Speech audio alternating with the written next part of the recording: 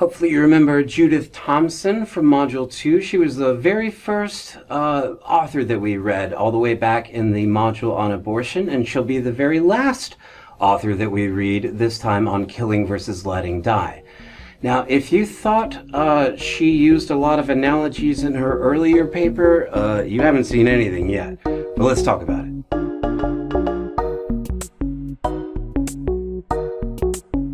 So, we are going to talk about Judith Thomson's response to Philippa Foot.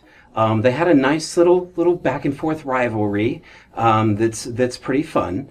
Now, she is definitely best known for her defense of abortion paper, and rightfully so, but this paper, Killing, Letting Die, and the Trolley Problem, is another one of hers that, really made a big impact in the literature.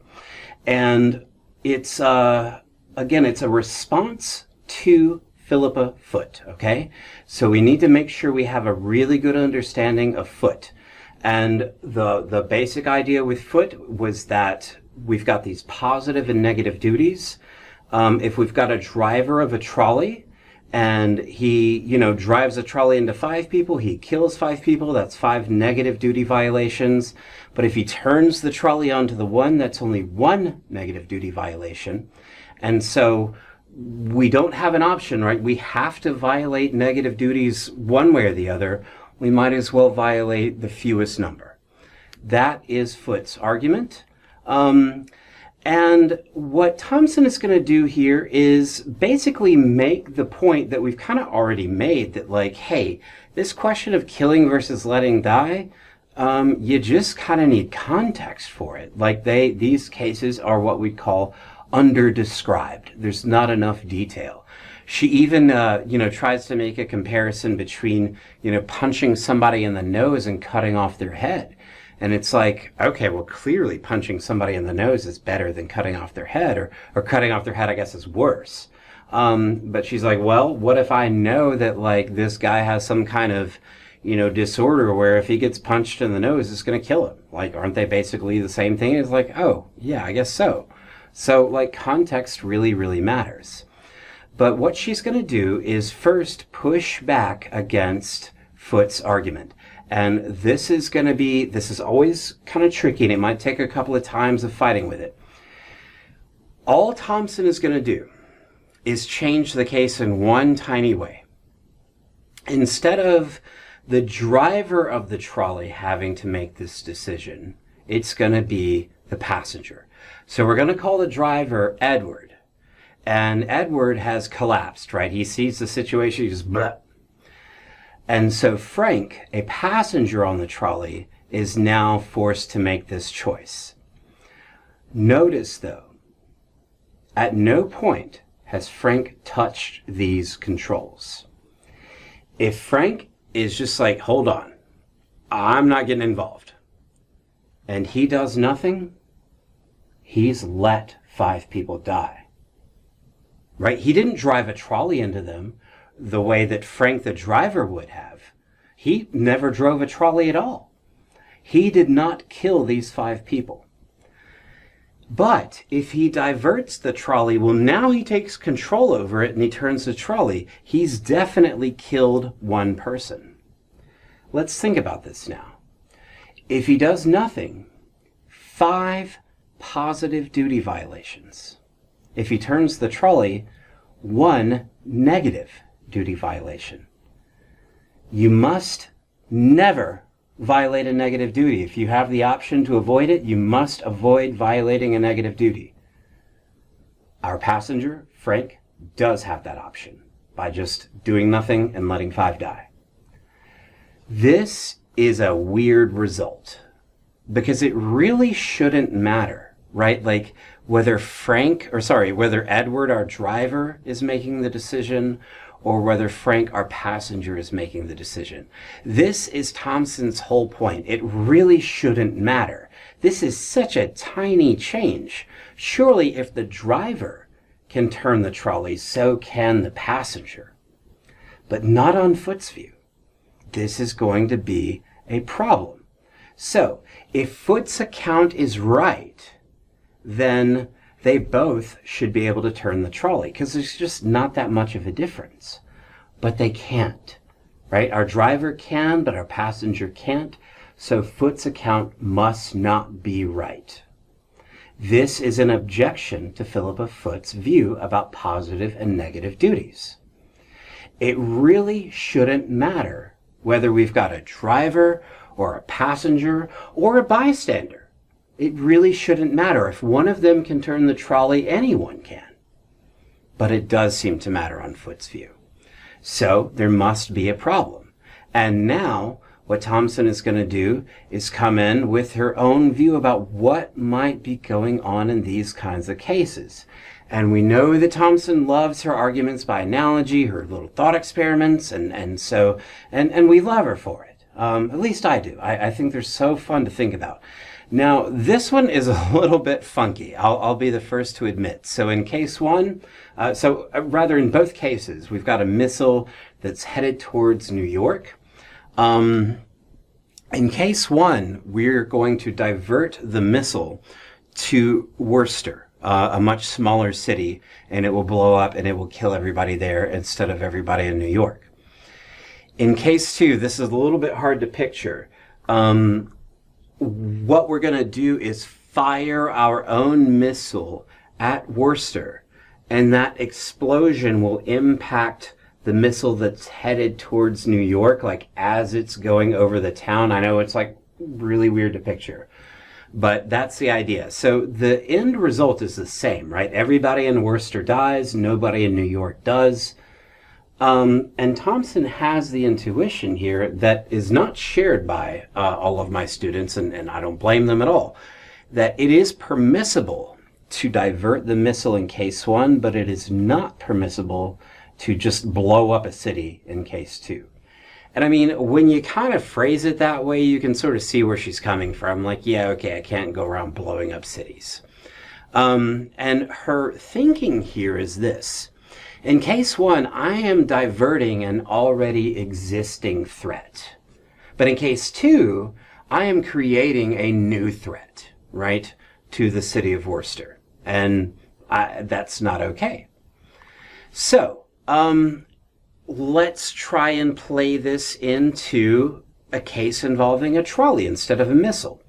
So in this scenario, you're on a little footbridge, like above a trolley track, and next to you is a very large man, very large.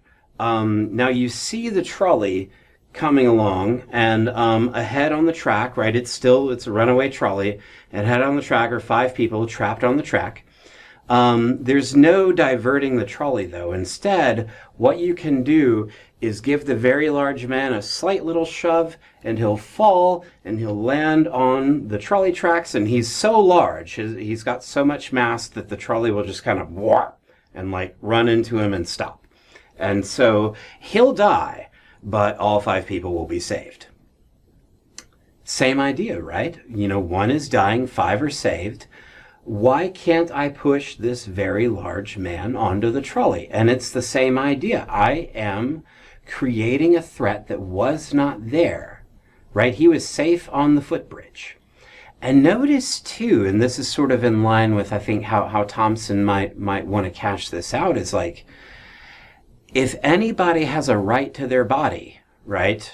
It's this very large man. I cannot use his body against his will to stop a runaway trolley. So we're getting closer to this idea that what Thomson wants. Now, the way that she's going to try and get this home is, instead of thinking about a threat that's headed towards somebody, we're going to think about a good thing, a positive thing.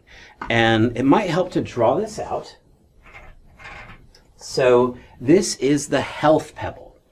And the health pebble, we love our thought experiments. The health pebble is a little pebble, and it'll cure whatever ails you, okay? And here's the idea. So like here is, I guess, here's the beach, and then here's the, I can't draw water. That's supposed to be water, okay? I can't make it in blue because the blue doesn't show up. So here's you in the water, okay? And the health pebble is floating towards you, okay? And if you don't do anything, it will float all the way to this one guy on a little island, okay? So he's chilling on an island, and he needs the whole health pebble. He's quite ill, and so he needs the entire health pebble in order to get better, because he's very ill. But you could, if you want to, you could deflect the health pebble over to this other island where there are 5 people. Boop. 5 times people. Okay? And yes, my drawings are amazing. So you could deflect the health pebble over to these 5 people. Each one of these only needs 1/5 of the health pebble.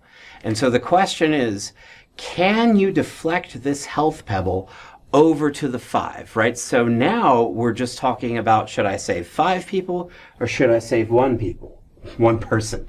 No more killing versus letting die. It's just, hey, can I save 5 people or can I save 1 person? Thomson says, yeah, sure. As long as the 1 doesn't have more of a claim on the health pebble than the 5 do. So, a claim is, well, a kind of a right to something, right? A claim, what could give the 1 a greater claim than the 5? Well, maybe he had it. It was his pebble and he accidentally dropped it. Or maybe he won it from the 5. Or maybe the 5 are like responsible for some reason for the 1's illness. All of those things could give the 1 a claim to the health pebble over the 5, and now deflecting it to the 5 would not be permissible because the 1 has a claim. Just like how our very large man has a claim to his body, and that's how, at least in this paper, Thomson has us think about these kinds of cases. Is that, look, the way that they are given, they're just kind of under-described. We just don't have enough information. Right? The way that Thomson, are they tied down? Are they stuck? Are they like, why are they on these tracks to begin with? Right? So if we apply this back to the trolley problem, well, we could think about what might give the 1 a claim against a trolley, right? So if, for example, the 1 was assured that these trolley tracks were never ever used and he would be perfectly safe here, that would give him a claim against the trolley.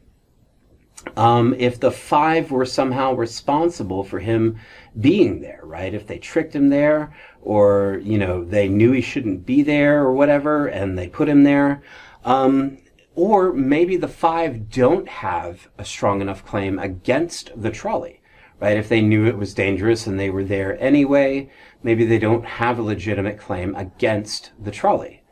So this is what we need to, at least Thomson argues, this is what we need to start thinking about when we're thinking about these kinds of trolley problems, is what kind of claim, what kind of, not quite a right, but right-ish do we have to certain things. It's interesting, later on in her life, Thomson came to revisit the trolley problem, and if I'm remembering right, her view ended up changing such that it is permissible to turn the trolley on the 1 so long as you would be okay being that 1. Right? If you would be okay being that sacrifice, then go ahead and turn it. I think that's an interesting kind of approach to try and put your head in that kind of mindset and think like, okay, well, can I do this to somebody? But this is everything from the module. So we started by talking about just the question that we're after. What is it about these actions that makes them permissible or impermissible? We talked about the doctrine of double effect, and it's got a lot of power. It's got a lot of explanatory power, but it does have some holes. And so maybe Foote's positive and negative duties kind of comes in and says, okay, well, here's what's going on in these cases. In these cases, there's a positive duty violation. In these cases, there's a negative duty violation, something like that. And then Thomson's like, well, hang on. If you're right, Foote, then it should be the case that anybody can turn the trolley, right? If the driver can, then surely the passenger can. But that doesn't seem to be the case. So the positive and negative duties thing is flawed. And instead we should think about having a claim either for some good or against some harm. So that'll do it for this module. That'll actually do it for the course. I've had a lot of fun working with you guys. I hope to see you again in the comments or in some future philosophy classes. And until then, let me know if you have any questions, and take it easy.